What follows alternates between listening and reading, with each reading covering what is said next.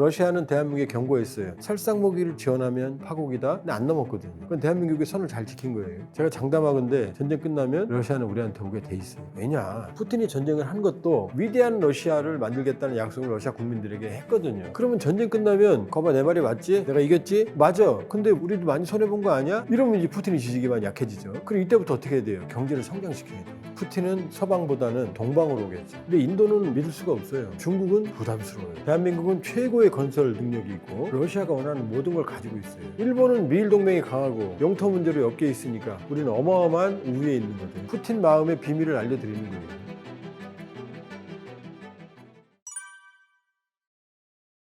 유럽연합 자체의 패배라기보다는 사실은 모두가 패배죠. 왜냐하면 푸틴은 웃을지 모르겠지만 우크라이나 영토 5분의 1을 장악했지만 우크라이나의 천문학적 손실이 있지만 러시아, 지금 정확하게 모르지만 트럼프가 그러잖아요. 수백만 명 사람이 죽었다고. 러시아 쪽 인명피해가 80만에서 100만 사이로 추정이 돼요. 그러니까 전사와 부상자, 민간인도 있을 거 아니에요. 그 다음에 3년간 전쟁을 치렀거든요. 2월 24일 날 2022년 침공을 했으니까 만 3년 됐거든요. 여기 전비가 얼마나 많이 들어가겠어요. 러시아 측이 지원하는 사망보상금 전사자 2억 원쯤 추산이 됩니다. 그다음에 신병들 봉급은 2,000불 정도 되거든요. 무기 생산을 했을 거 아니에요. 이 비용들은 재생산 비용이 아니에요. 그럼 전시 경제가 되니까 지금 러시아 국방부 장관이 경제학자 출신이에요. 군인이 아니에요. 그러니까 GDP는 뭐 3% 4% 막 성장한다 그래요. 주식시장이 막 화랑이에요. 왜냐? 천신물자를 생산하니까 경제가 클 거 아니에요. 근데 문제는 뭐냐? 러시아는 산업이 없거든요. 돈이 풀리니까 이게 증시로 가는 거예요. 돈만 많아지니까 어떻게 돼요? 인플레이션이 될까요? 그러니까 러시아 중앙은행의 기준금리가 20%가 넘어요.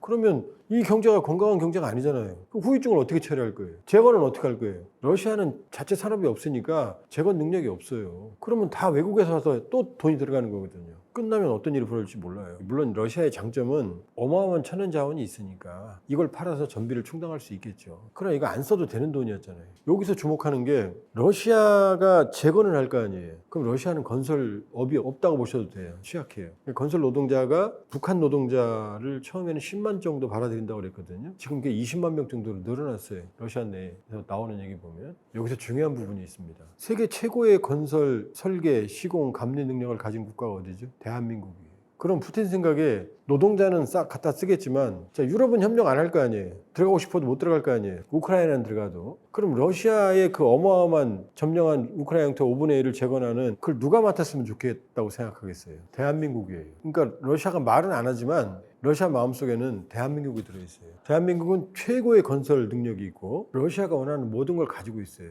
러시아는 천연자원 팔아서 사오는 거거든요. 먹는 거, 경공업체, 전자제품, 소비제품들. 그런 얘기 들어보셨잖아요. 러시아 국민 음식이 초코파이하고 도시락면이라는. 그거는 대한민국이 그만큼 매력적인 국가이기 때문이에요. 그러니까 유럽으로 나가는 출구가 막힌 러시아 입장에서 이 재건을 위해서 가장 협력하고 싶어하는 국가는 대한민국이 될 거예요.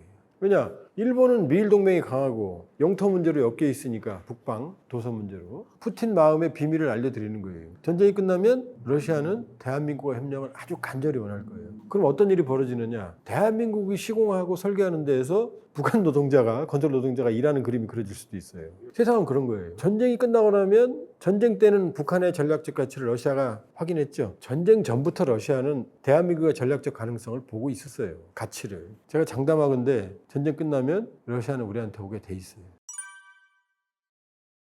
러시아가 한국을 비우호국으로 지정했어요. 그러나 적국은 아니에요. 왜냐? 우크라이나가 대한민국에 살상무기를 지원 안 했거든요. 그러니까 대한민국은 우크라이나 자유민주주의 진영이 있으니 서방 진영이 있으니 우크라이나 인도적인 지원을 했습니다. 그러나 러시아가 생각한 레드라인은 살상무기거든요. 그 선을 안 넘었어요. 계속 러시아는 대한민국에 경고했어요. 살상무기를 지원하면 어떻게 한다? 끝난다? 파국이다? 근데 안 넘었거든요. 그건 대한민국이 선을 잘 지킨 거예요. 그 다음에 러시아도 북한의 레드라인을 안 넘었어요. 제가 보기에는. 왜냐? 우리가 민감해하는 첨단 군사 기술이나 무기들을 현재까지는 줬다는 증거가 뚜렷하지 않고 또 러시아 입장에서 북한의 ICBM이나 핵기술을 주게 되면 이건 미국을 공격하니까 트럼프 가만 안 있죠. 그러니까 그러니까 식량은 준 것 같아요. 먹을 건 줬고 필요한, 그러니까 러시아가 식량, 석유, 비료는 풍부하거든요. 아마 이건 좀 준 것 같아요. 그러나 북한이 원했던 수준은 아닌 것 같다. 이건 뭐 제 개인적인 평가지만 한국과 러시아는 서로 레드라인을 지키지 않는 범위 내에서 선을 지켰다. 심지어 러시아가 최근에 그랬잖아요. 한국이 이 국내 사태를 수습하고 나면 관계 개선하고 싶다. 푸틴도 평양에 지난해 6월 19일 날 가기 전에 그랬어요. 러우 전쟁 끝나면 한러 관계 회복 가능성이 있다. 왜냐? 푸틴이 전쟁을 한 것도 위대한 러시아를 만들겠다는 약속을 러시아 국민들에게 했거든요. 소련이라는 미국과 맞먹었던 제국의 붕괴로 러시아인들은 깊은 상실감에 빠져 있는 상태에서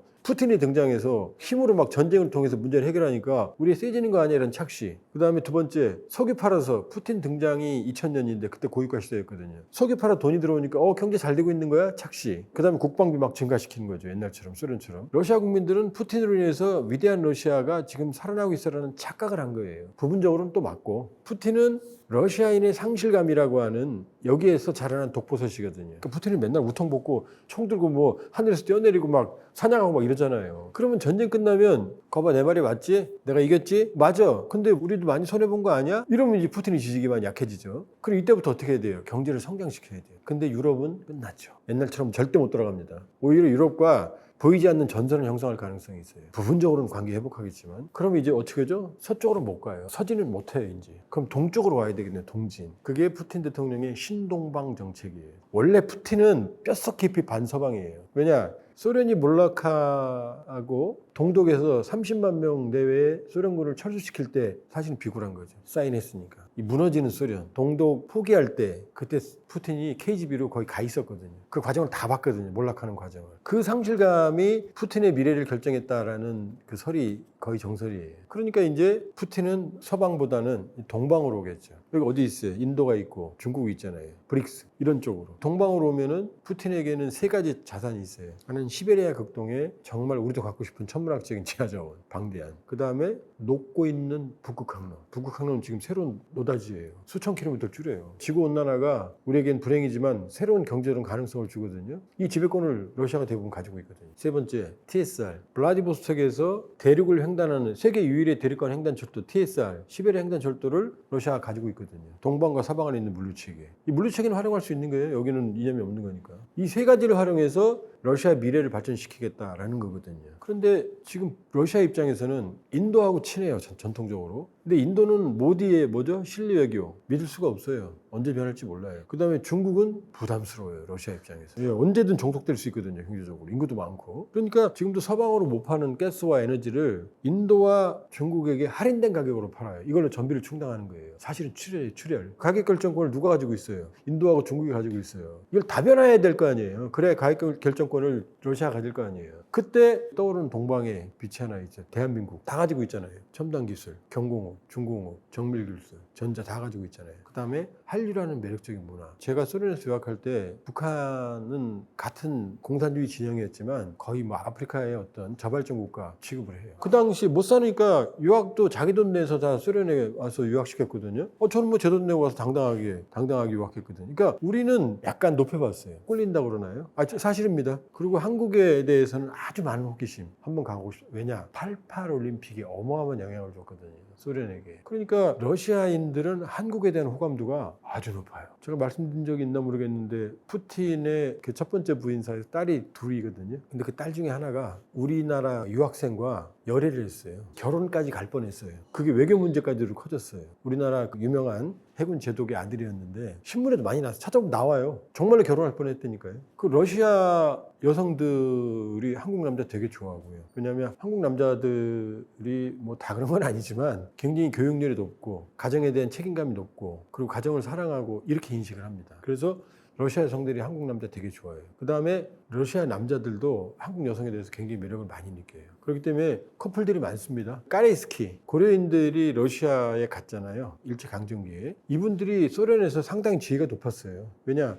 열심히 노력하고 공부하고 자식 공부시키고 가정에 헌신하고 또 소수민족 우대 정책도 있고 그래서 러시아에서 까레이스키들이 한러 커플이 굉장히 많았어요. 그리고 가정도 이혼율도 다른 데 비해서 현저하게 낮아요. 그러니까 한국에 대해서는 아주 좋은 감정을 가지고 있거든요. 근데 북한은요. 그냥 독재국가. 조금 미개 국가로 생각해요. 같은 공산권이었는데도. 저기 있으면 알 거 아니에요. 같이 학교에서 학교 행정부에 가도 북한 친구들 대하는 거랑 저한테 대하는 거 하늘과 땅 차이였어요. 모든 걸 종합해보면 한국에겐 나빠야 될 이유가 없잖아요.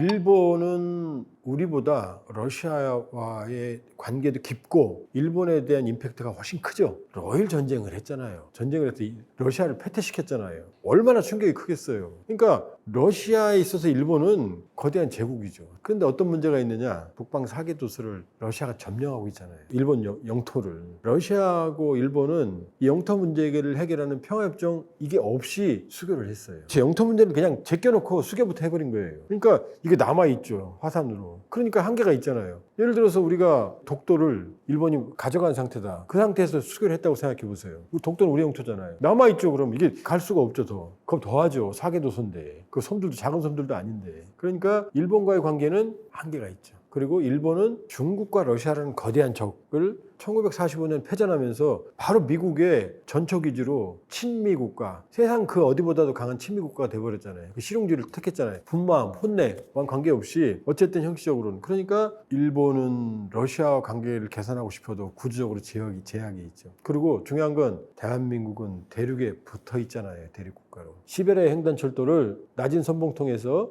TKR 한반도 종단철도와 연결하면 부산항으로 바로 연료가 되잖아요. 일본은 아니잖아요. 섬이잖아요. 그러니까 일본의 꿈이 뭔지 아세요? 한일 해저터널을 뚫어서 대륙과 연결되는 겁니다. 왜 연결하고 싶겠어요? 대륙으로 가고 싶은 거죠. 섬의 한계가 있죠. 대만 보세요. 시진핑이 맨날 나 전쟁할 거야 그래도 그 섬을 어떻게 건너가요? 넓은 바다를. 히틀러가 전쟁에 패퇴한 이유 중에서 하나도 뭐냐? 도보해요. 맑은 날이면 정말로 보일 정도의 거리에 그 몇십 킬로의 해협을 그걸 못 넘어갔잖아요. 바다를. 그러니까 일본은 섬이라는 점, 이 점이 대륙국가 아니라는 거죠. 그러니까 어떻게 해요? 임진왜란, 그 다음에 일제강점기 끊임없이 대륙으로 가고 싶었던 거죠. 만주 점령하고. 일본의 꿈이거든요. 그런데 우리는 원래 대륙국가거든요. 우리가 대륙국가라는 정체성을 잃어버리고 살잖아요. 분단 때문에. 언제든 대륙으로 갈 수 있어요. 고구려, 발해, 고조선, 그 다음에 간도, 서간도, 동간도. 조선시대 사실상 실제로 거기 우리 시료 지배해서 살고 있었잖아요. 이게 일본하고 근본적인 차이입니다. 이 러시아의 관계에서 우리는 어마어마한 우위에 있는 거죠. 일본에 비해서는.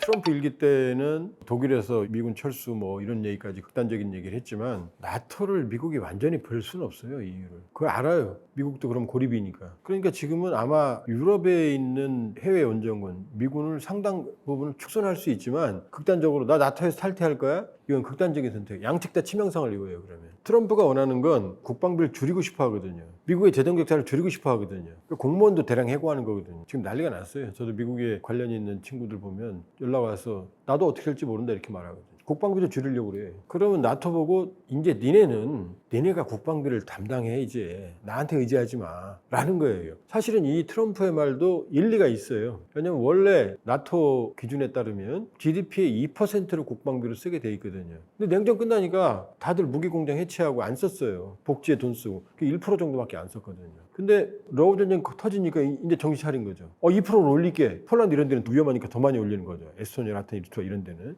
정신을 차렸어요. 트럼프 대통령은 처음에는 2%를 올려 일기 때 그랬거든요. 지금 입장을 바꿨어요. 5%야. 5%는 지들도 5% 안 써요. 5%가. 대한민국이 2.5% 써요. 이 분쟁 중인 국가가. 2%도 많은 거예요. 일본은 2%를 올린다고 그랬어요. 근데 유럽은 더 올리라는 거예요. 왜냐? 미국의 부담을 줄이고 싶어요. 그럼 돈이 덜 들 거 덜 드니까. 근데 미군을 완전히 철수하거나 나토에 탈퇴해버리면 유럽에 대한 영향력은 이게 되잖아요. 유럽과 갈라지잖아요. 그건 트럼프도 타격이라는 걸 알죠. 다만 미국의 부담을 상당 부분 줄이고 그 다음에 EU와의 관계, 나토와의 관계에서 미국의 경제적 이해관계를 극대화하겠다 이제 요 목표인 거예요. 그러니까 충돌하는 거죠. 으르렁거리는 거죠. 이혼은 안 하겠지만 거의 이혼 직전까지 부부싸움이 가겠죠. 이제 막 찌그럭 뻐그럭거리고 뭐 접시 던지고 이제 이런 일까지 나올 가능성이 있어요. 아니 어떻게 그린란드, 덴마크 동맹의 땅을 우리한테 독도 내 거야 이렇게 얘기하는 거 똑같은 거거든. 더한 거죠. 그린란드가 얼마나 큰데. 제주도 내가 관여할 이렇게 얘기하는 거 똑같은 거거든요. 그 정도의 충격이거든요. 덴마크한테는. 그러니까 선을 넘는 트럼프의 거친 언사와 행동이 뒤따를 거다. 그러나 이혼하면 집안의 비극이잖아요. 다 알거든요. 서로. 이혼까지는 어렵죠. 미국 의회가 공화당도 반대할 거고 미국은 또 의회가 있잖아요. 그 제재할 겁니다. 그러나 지금 트럼프의 광풍이거든요. 이 광풍을 지금 막을 수 있는 현재까지는 트럼프 일기 때는 트럼프는 굴러온 돌이었어요. 그러니까 공화당 내 지지 세력이 없잖아요. 공화당의 기존 주류 메인스트림에서 사람들을 뽑아뒀어요. 매티스 국방장관, 맥마스터 안보보좌관, 스티브 비건 대북 특별대표 이런 사람들을 불러다 썼거든요. 그럼 이런 사람들은 전통적인 보수주의 가치를 가지고 있으니까 트럼프가 선을 넣으면